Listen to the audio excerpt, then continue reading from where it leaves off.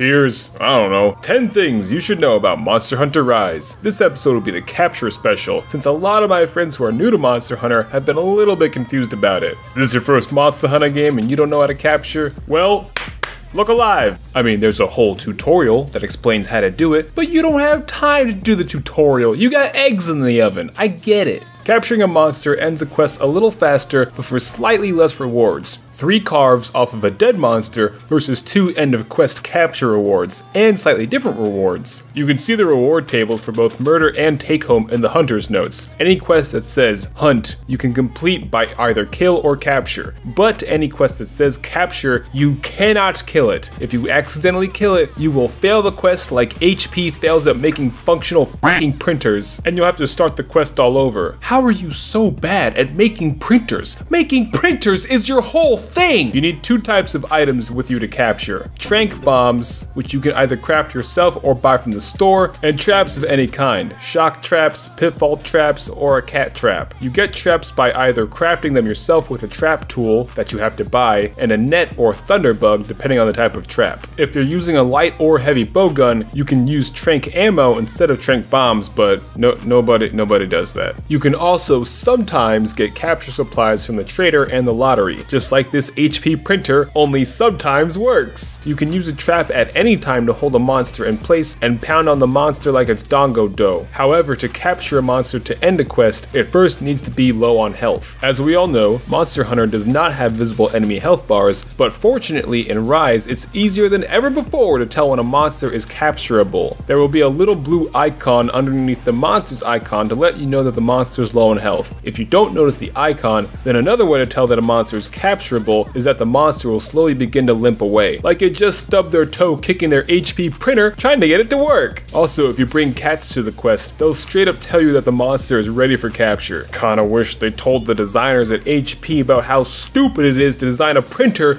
to only be able to print from Wi-Fi. Why would you make printing an offline function only available while connected online? Why can't I just plug it into the computer? When you see this, it's time to put down a trap and lure the monster in. The easiest way to do this is to stand so that the trap is between you and the monster, and as long as the monster is on the ground, eventually the monster will come to attack you and fall in the trap instead. If a monster is asleep, you can walk right up to it, place the trap, and it'll instantly fall in. You then have to hit it with 2 Tranq bombs while it's struggling in the trap, which is super easy to do. You don't even have to aim it like in the older games. Just stand next to the monster and use the item and they'll connect. You can also throw the Tranq bomb before the monster is in the trap, and when the monster falls in the trap, it'll instantly be captured. So to summarize, bring traps and Tranq bombs, fight the monster normally until the blue icon appears or it limps away, set the trap, hit the monster with Tranq bombs. See? Simple. Here's some other tidbits about traps. You can only carry 1 of each type of trap at a time, so 1 shock trap and 1 pitfall trap. However, if you waste a trap or use the trap earlier or just ran out of traps, you can always fast travel back to a camp to get more from your item box. Each player can only have 1 active trap anywhere on a map. If you set the trap and then the monster leaves, you can destroy the trap and use another one in a different area. When you see the blue icon, the monster is low on health and capturable, but you gotta watch out there now because monsters low on health usually run away pretty soon. So you need to quickly decide whether to quickly place a trap and lure it in, or wait for it to leave, then put it in the trap. It's up to you. Some Palicos, like the support types and a few other ones, will have a special move that lets them place a trap too, and you can also use those traps to capture a monster that's capturable. A few monsters will instantly be able to escape or otherwise be immune to certain types of traps, just like HP is immune to criticism about their shitty printers. But for the most part, at least 1 type of trap will work. If 1 type of trap doesn't work,